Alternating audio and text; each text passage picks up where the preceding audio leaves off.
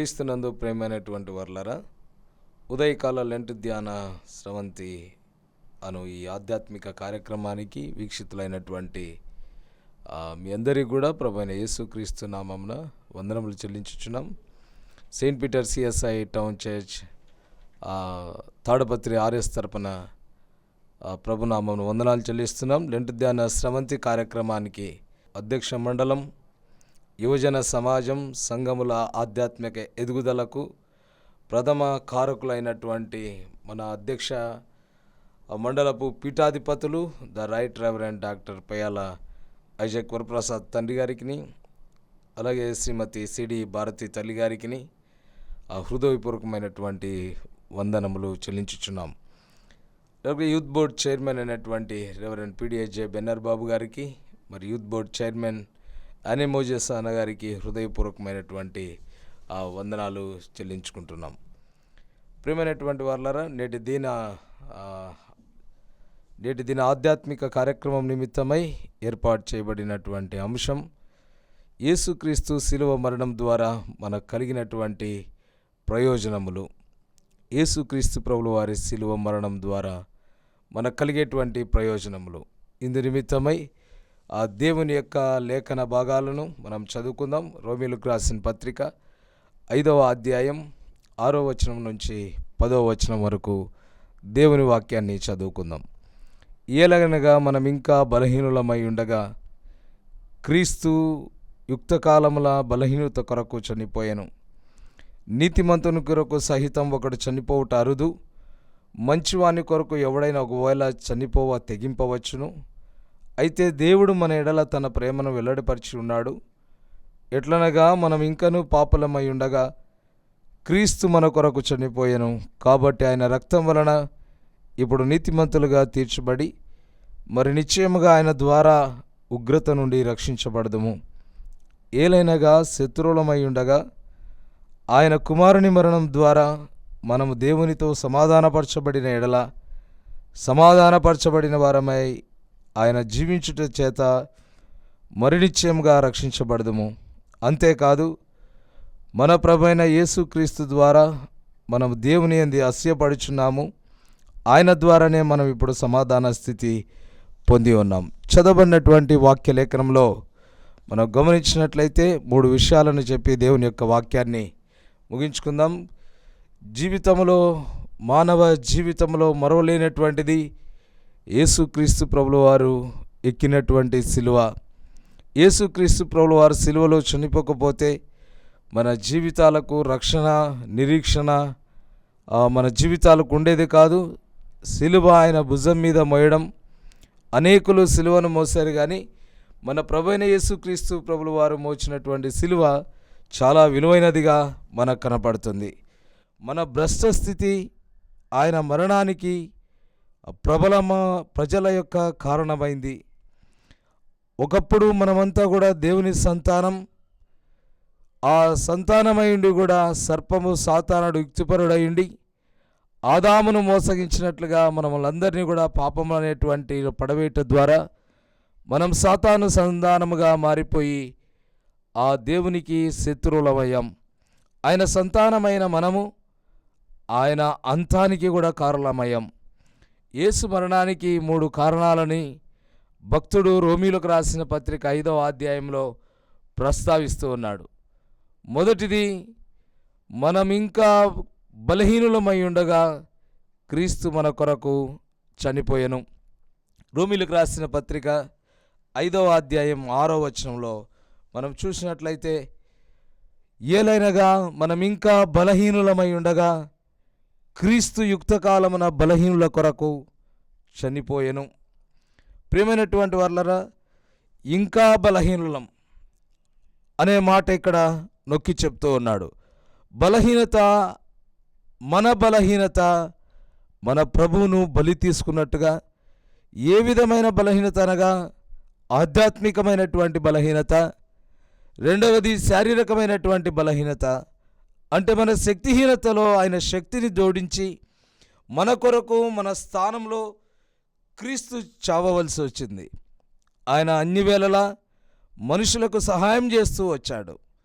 మన బలహీనతలను తన మీద వేసుకొని, మన శక్తిహీనతను తన మీద వేసుకొని మనకు శక్తినిచ్చి బలాన్నిచ్చి దేవుడు మనల్ని బలపరుస్తూ మనకు సహాయం చేస్తూ వచ్చినటువంటి వాడుగా మన ప్రభుని చూడగలం.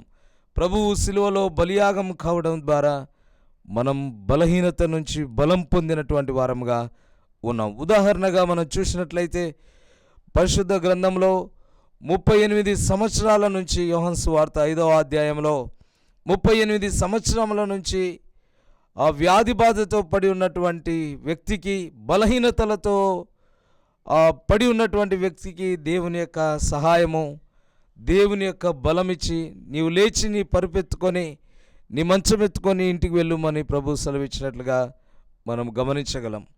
పరిశుద్ధ గ్రంథంలో ఎందరో బలహీనులుగా ఉన్నటువంటి వారికి దేవుడు తన బలాభివృద్ధిని కలగజేసి ఆశీర్వదించినట్టుగా మనం చూస్తాం. 18 ఏళ్ల నుండి ఆ వ్యాధి బాధ నుండి బలహీనపరచు దయ్యం పట్టినటువంటి మహిళ, మరి ఎల్లాకారంలో వంగిపోయినటువంటి మహిళను దేవుడు ఆమె బలహీనత దయ్యం బట్టి ఆమె యొక్క బలమంతా తీసివేయబడిన పరిస్థితిని దేవుడు జ్ఞాపకం చేసుకొని ఆ స్త్రీని, 18 ఏళ్ళ నుంచి నడువంగిపోయిన స్త్రీని బాగు చేసినట్టుగా మనం గమనించగలం. కాబట్టి ఈనాడు బలహీనత, ఆధ్యాత్మికమైన బలహీనత, శారీరకమైన బలహీనత, ఆధ్యాత్మికతలో కూడా మన ప్రభువును శిలువ త్యాగమును జ్ఞాపకం చేసుకుంటూ ఆ ఆధ్యాత్మికంగా మన బలహీనపడకుండా దేవుని బలాన్ని పొందుకొని ముందుకు సాగేటువంటి వారంగా ఉన్నప్పుడు ఆ దేవుడు మనకు తోడై ఉంటాడు, కాపాడుతాడు, దీవిస్తాడు. మొదటిది, మన బలహీనులమై ఉండగా క్రీస్తు మన కొరకు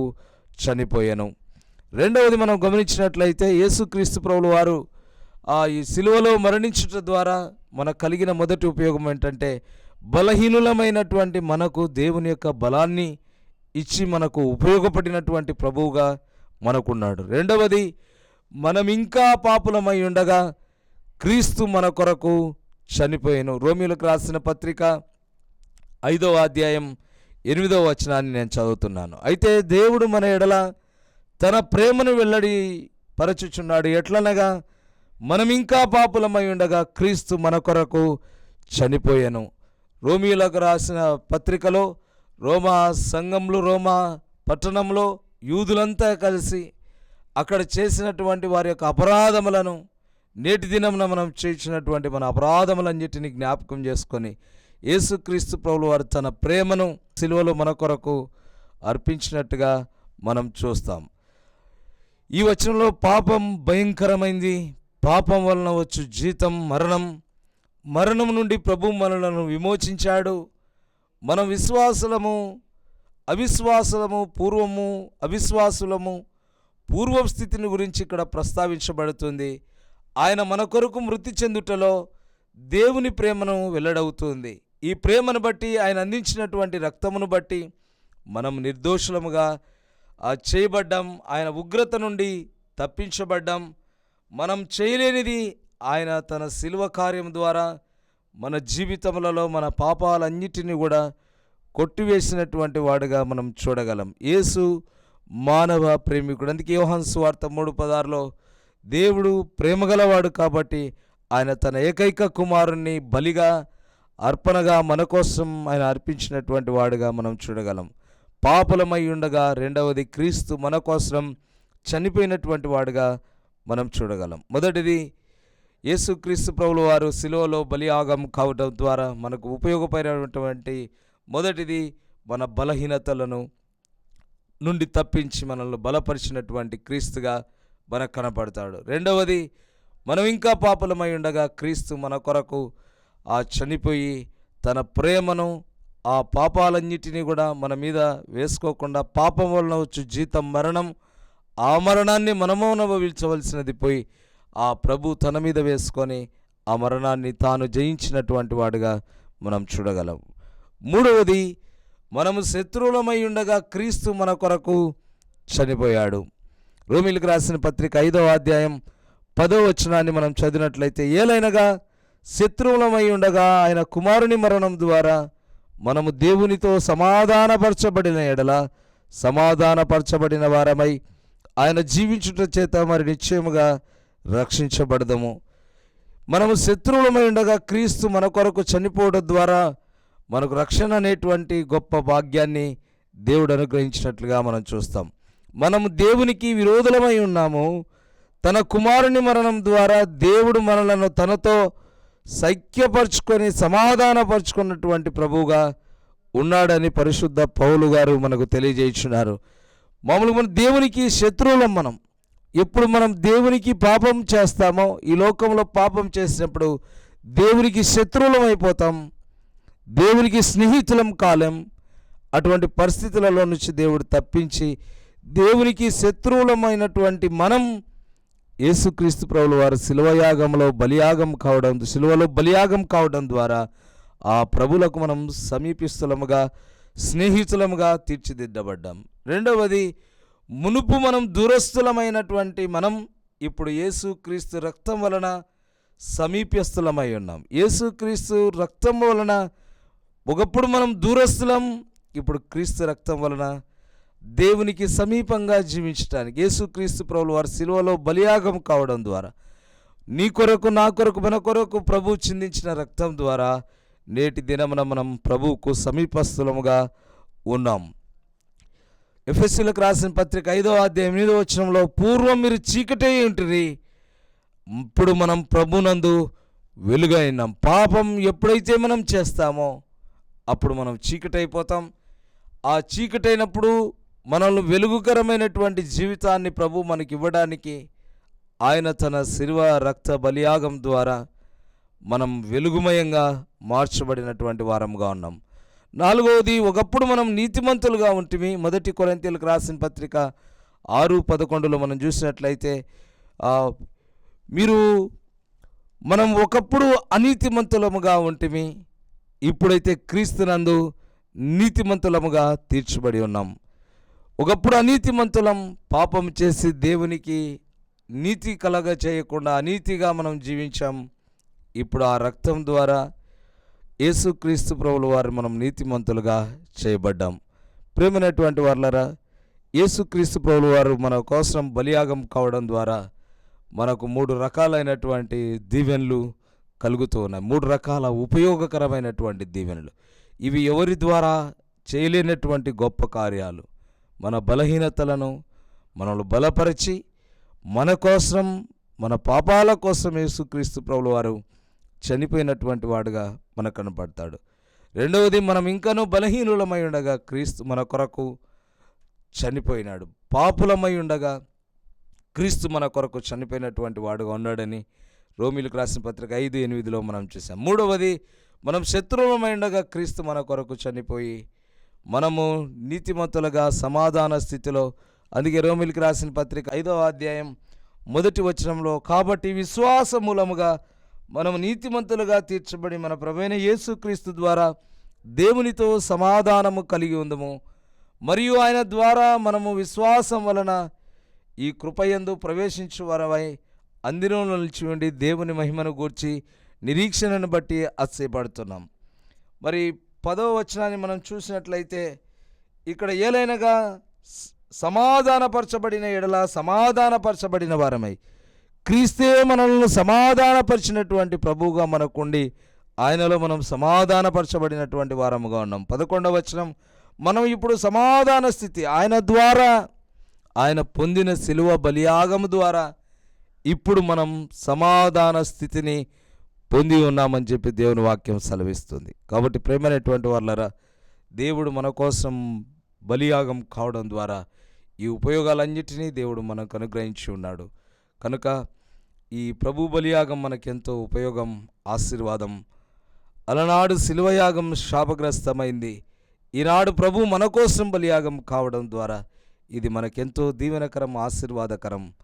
మన మంచి పరిస్థితిలోకి నడిపించినట్లు త్రియేక దేవుడు మనకు తోడై ఉండి దీవించి ఆశీర్వదించునుగాక. మరొకసారి నాకు అవకాశం ఇచ్చినటువంటి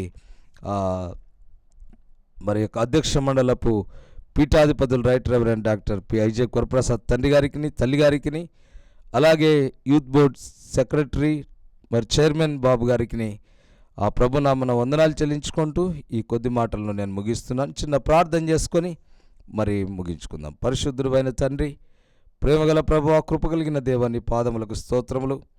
మరొకసారి నాయన, మరి నీవు మా కొరకు బలియాగం కావడం ద్వారా నీవు మాకు ఇచ్చినటువంటి శ్రేయస్కరమైనటువంటి మాటలు, మా జీవితాలు, మా బ్రతుకులు బలహీనత ఉన్న తండ్రి, అటువంటి బలహీన పరిస్థితుల నుంచి విడిపించి రక్షించి బలాన్ని అనుగ్రహించినటువంటి దేవా, నీకే స్తోత్రం. పాపులమైనటువంటి మమ్మును ప్రభు నీతిమంతులుగా చేసినటువంటి దేవా, సమాధాన స్థితిలోనికి నీ ద్వారా సమాధానపరచి మాకు సమాధాన స్థితిని అనుగ్రహించిన దేవా, ఆ సమాధానం విశ్వాసం మూలముగా నీతిగా ఉండడం ద్వారా సమాధానం వస్తుందని వాక్కు సెలవిచ్చినట్టుగా మీకు స్తోత్రములు తండ్రి. ప్రభా నైనా, మూడవదిగా నా తండ్రి, మా రక్షక, మరి శత్రువులమై ఉండగా మమ్మల్ని మా కొరకు నీవు శత్రువులమైనటువంటి మా కొరకు నువ్వు చనిపోయి మమ్మల్ని మిత్రులుగా చేసుకున్నటువంటి దేవా, నీకే స్తోత్రములు. సర్వలోక మానవాళి పాప నిమిత్తం నీవు మరణించి తిరిగి లేచుట వలన మాకెంతో జీవం, మేమందరం కూడా నీకు మిత్రులమయం, స్నేహితులమయం తండ్రి.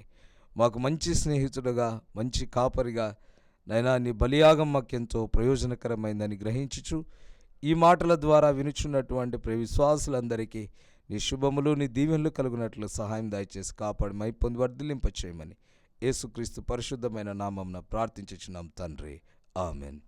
పరమ తండ్రి అయిన యెహోవా దేవుని యొక్క దీవెన, సిలువలో బలియాగమైనటువంటి యేసుక్రీస్తు ప్రభుల వారి యొక్క కృప, నిత్యము మనకు తోడయుండి నడిపించే పరిశుద్ధాత్మ దేవుని అన్యోన్య సహవాసం, సమాధానం, నెమ్మది సదా మనకు తోడయుండి కాపాడునుగాక. Amen. Praise the lord. CSI holy trinity church Anantapur youth fellowship తరపు నుండి మేము ఈ పాట పాడబోచున్నాము.